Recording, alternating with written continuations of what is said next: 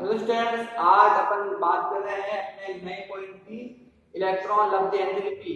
पिछली कक्षाओं में अपन ने कुछ इससे रिलेटेड पॉइंट्स की बात की थी, जिसके अंदर आपने जो है सबसे फर्स्ट पढ़ा था प्रभावी नाभिकीय आवेश, जिसके बारे में अपन डेफिनेशन भी देखी थी, साथ ही उसके आधुनिक आवर्त सारणी के साथ आवर्तता भी देखी थी। उसके बाद में अपन ने देखा था आयरन एंथैल्पी। तो आयरन एंथैल्पी के बारे में अपन ने पूर्ण रूप से जानकारी प्राप्त की थी कि क्या होती है और उसकी जो है आधुनिक आवर्त सारणी के साथ क्या होता है। आज हम बात करेंगे अपने नए टॉपिक की इलेक्ट्रॉन लब्ध एंथैल्पी की, कि आखिर इलेक्ट्रॉन लब्ध एंथैल्पी क्या होती है।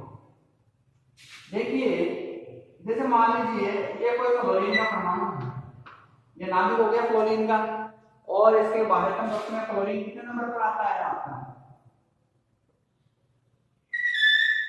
कितने नंबर पर आता है क्लोरीन आपका? 9 नंबर पर। यानी क्लोरीन कितने नंबर पर है आपका? 9 नंबर पर है।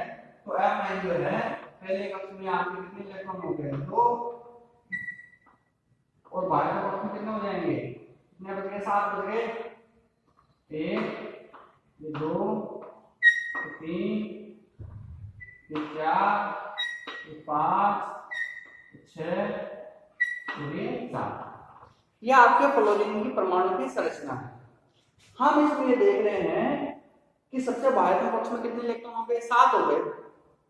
अपन को चाहिए कि इसके बाह्यतम कक्ष में कितने इलेक्ट्रॉन हो? 8 हो, क्योंकि हमने पढ़ा था अष्टक के नियम में कि कोई भी परमाणु यदि अपने बाह्यतम कक्ष में 8 इलेक्ट्रॉन की पूर्ति कर लेता है तो वो परमाणु स्थायी हो जाता है। और इस स्थायित्व को प्राप्त करने के लिए परमाणु जो है अपने बाह्यतम कक्ष में 8 इलेक्ट्रॉन पूरे करने की कोशिश करता है, चाहे वो इलेक्ट्रॉन लेके करे चाहे इलेक्ट्रॉन वो देकर करे, यानी त्याग करके करे।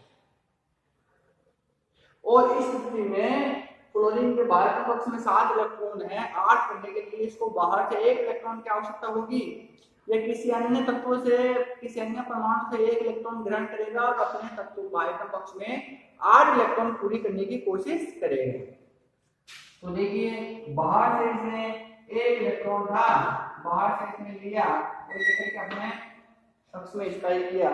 तो सामान्य स्थिति के ऊपर जो क्लोरीन है उसमें प्रोटॉन कितने हैं? 9 नंबर पर है, तो 9 तो प्रोटॉन हो गए और इलेक्ट्रॉन कितने हो गए? 9 ही इलेक्ट्रॉन हो गए। इलेक्ट्रॉन माइनस चार्ज है। अब जब इसने 1 इलेक्ट्रॉन गेन किया, ग्रहण किया, तो क्या होगा? प्रोटॉन तो वही 9, परंतु इलेक्ट्रॉनों की संख्या बढ़ गई, 1 और हो गई। 2 तो ये बाहर कितने हो गए? 8 हो गए। टोटल कितने हो गए? 10 हो गए।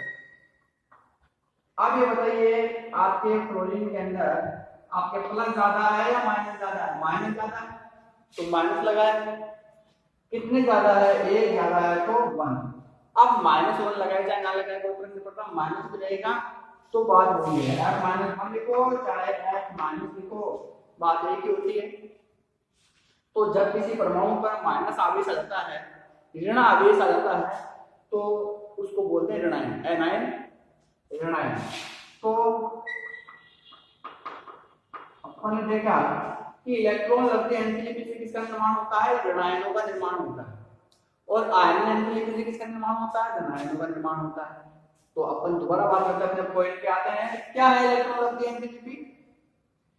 किसी गैसीय विलगित परमाणु के द्वारा अपने बाह्यतम कक्ष में 1 इलेक्ट्रॉन ग्रहण करने पर, या जितने भी इलेक्ट्रॉन हो, इलेक्ट्रॉन ग्रहण करने पर जो एंथैल्पी में परिवर्तन होता है, जो न्यूनतम परिवर्तन होता है, उसे परिवर्तन का इलेक्ट्रॉन लब्ध एंथैल्पी कहते हैं।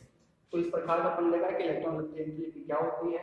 अब बात करते हैं अपन इसके आवश्यकता की।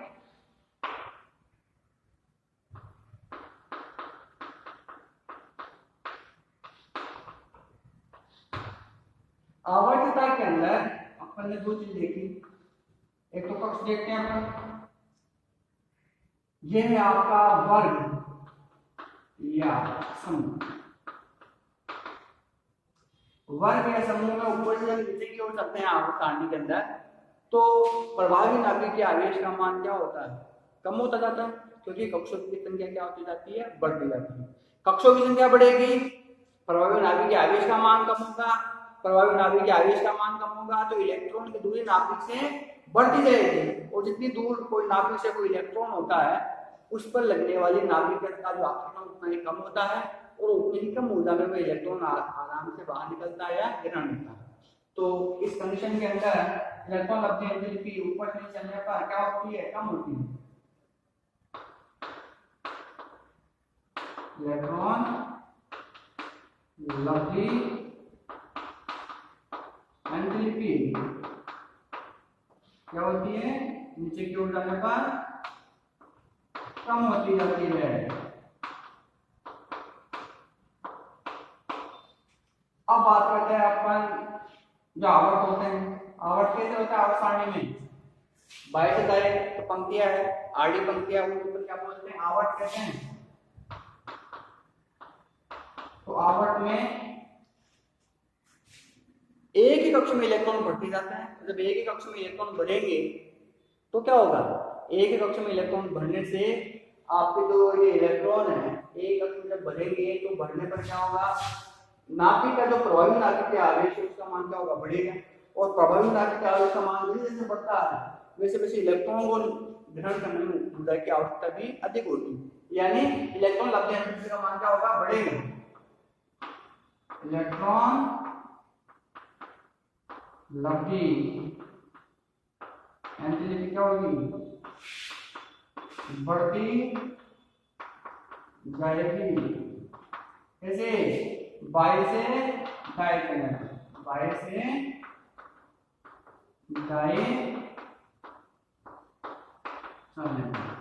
और इस प्रकार से अपने इलेक्ट्रॉन लब्धि एंथैल्पी कि अपन ने क्या देखी, आवर्तता भी देखी है। तो इस प्रकार से इलेक्ट्रॉन लब्धि एंथैल्पी का अपना पूरा टॉपिक कंप्लीट हो गया है, और नेक्स्ट पॉइंट के बारे में अपन नेक्स्ट वीडियो में बात करेंगे।